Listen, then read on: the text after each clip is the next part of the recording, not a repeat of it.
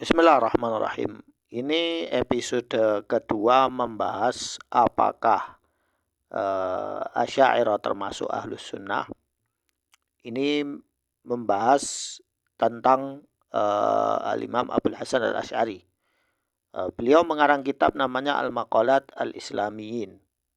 Di dalam itu beliau berkata, "Fahadhihi jumlah ma ya'muruna bihi wa yasta'milunahu wa yarawnahu. Wa bikulli ma dzakarna min qaulihim naqul wa ilaihi nadhhab wa ma taufiqina illa billah." Apa maksudnya? Jadi jumlah-jumlah tentang i'tiqad ashabul hadis itu adalah perintah dan itu yang dipakai dan itu yang diriwayatkan. Jadi dengan atas dasar itu kami mengikutinya. Maksudnya Abul Hasan Al-Asy'ari mengikuti thariqah Ahlul Hadis dalam masalah sifat-sifat itu. Kemudian di dalam kitab Al-Ibana beliau juga menjelaskan qauluna alladzi naqulu bihi wa diyanatuna allati nadinu biha at-tamassuku bi kitabillah rabbina azza wa jalla. Jadi agama kita, cara kita dalam beragama, kita bertermasuk kepada kitabullah yaitu Al-Quran dan dengan sunnah Nabi sallallahu alaihi wasallam Muhammad bin Abdullah wa maruwiya anis sada as-sabihin, dan apa yang diriwayatkan oleh para sahabat wa tabi'in wa aimal hadis, tabi'in dan para imam-imam ahlul hadis. Nahnu bidzalika mu'tasimun, kita beriktisam dengan itu, wa bima kana yaqulu bihi, dan apa yang dikatakan juga oleh atau yang diiktikadkan oleh Abu Abdullah Ahmad bin Muhammad bin Hambal. Ya, ini di dalam kitab Maqalat, di dalam kitab Al-Ibana. Kalau yang tadi di Maqalat dan ini di kitab Al-Ibana. Kemudian di sini dijelaskan tsumma zada fi izhar amru intiqali min al-madhhab al-kullabi ila as-sunnah al-mahdhah.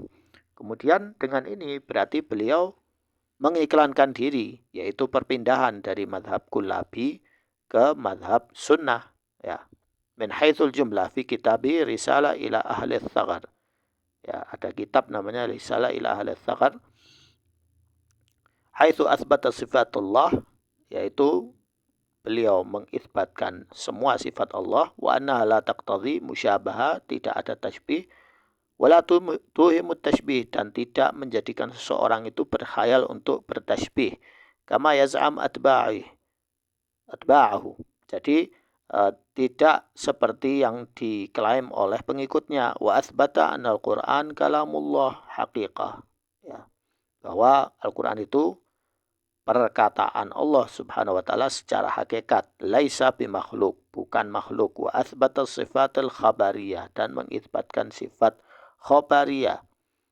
Ya, dan inilah yang wahiyya mahallu iskalan azim inda atba'ih, dan ini yang menjadikan banyak iskal, ya, perbedaan di kalangan pengikutnya sendiri. Nah, jadi ada poin penting, fa atsbata liyadain lillah. Jadi beliau mengisbatkan sifat tangan, ya, kedua tangan. Al-ijma' as-sabi' wa ajma'u ala annahu yasma' wa yara, dan kemudian beliau berkata mereka berijma' bahwa Allah Subhanahu wa taala mendengar, ya, dan melihat. Wa anna lahu yadain mabsutatain, ya, sesuai dengan ayat di Al-Qur'an. Wa athbatal maji', ya, wa athbatal maji', dan mengisbatkan kedatangan, ya, maji', ya, al-ijma'. Ajma'u ala annahu yaji yauma al-qiyamah, ya, wal malik saffan saff wal malaku saffan saffa, ya, li'aradil umam wa hisabihim wa iqabihim wa thawabiha. Ya, jadi datang, ya, Allah Subhanahu wa taala, ya, dan para malaikat juga datang, ya, untuk menghisab para umatnya, ya, para makhluk-makhluknya, yaitu manusia dan jin. Ya, ada yang dihukum, diberi balasan hukuman, ada yang diberi balasan pahala. Jadi as-sifatul khabariyah. Apa itu sifat khabariyah? Di sini ada ada catatan kaki ya. Utusamma an-naqliyah was-sam'iyah. Jadi ada dan disebut juga sifat khabariyah itu an-naqliyah dan as-sam'iyah. Wa hiya allati la sabil ila itsbatiha illa bi tariq as-sama'. Ya, jadi tidak diisbatkan kecuali dengan mendengar.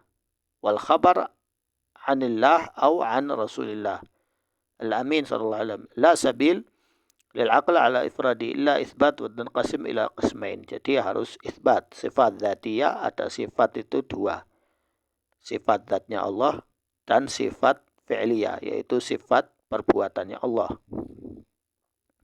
Jadi Allah qaimun bi dzatil ulia, misal al-wajh, ya, dengan zatnya yaitu wajah, tangan, mata, itu sifat zatnya Allah. Kemudian kalau sifat fi'liyah itu ada sifat perbuatan, ya, fi'l, ya, seperti, ya, tatajaddad hasab masyiatullah. Jadi itu sesuai dengan kehendak Allah karena Allah berkehendak. Sifat nuzul, turun, al-istiwa, ya, bersemayam, kemudian al-ghadab, ya, murka, ya, itu dijelaskan oleh Syekh Ahmad Al-Jami, yaitu sifat al-ilahiyah, sifat-sifat keuluhiyahan, ya. Ini diisbatkan oleh Abul Hasan Al-Asy'ari. Kemudian wa athbatan nuzul. Imam Abul Hasan Al-Asy'ari mengisbatkan sifat nuzul, ya. Kemudian sesuai dengan hadis yaitu nuzul ila sama'id dunya, yaitu turun di langitnya dunia, ya.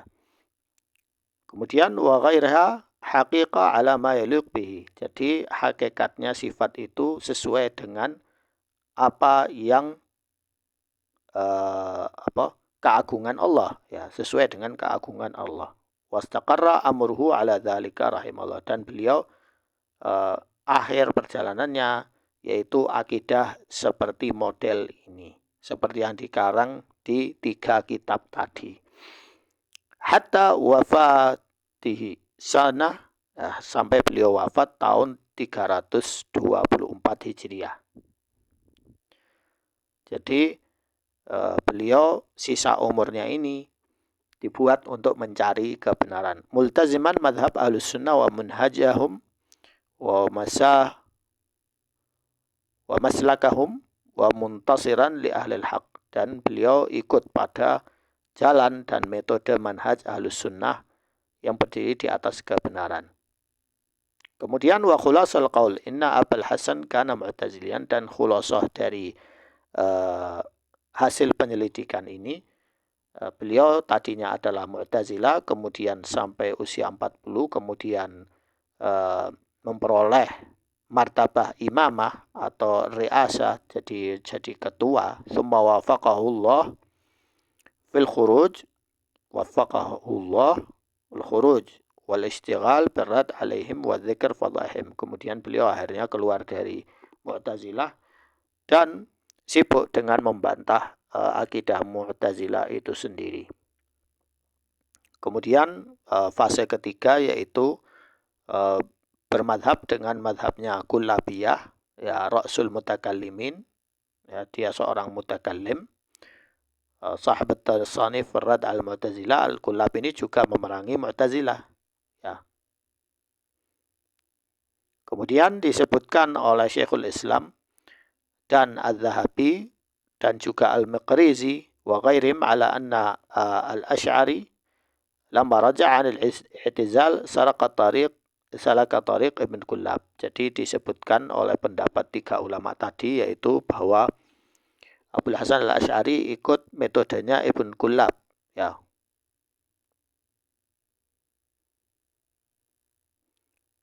Kemudian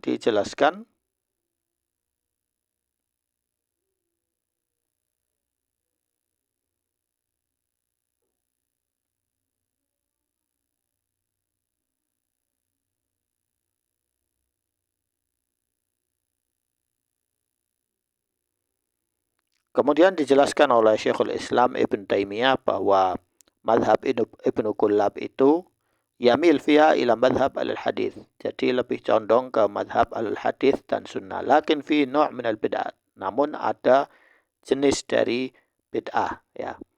Yaitu likauni asbata qiyamus sifat bidzatillah. Yaitu dia mengisbatkan qiyam sifat bidzatillah.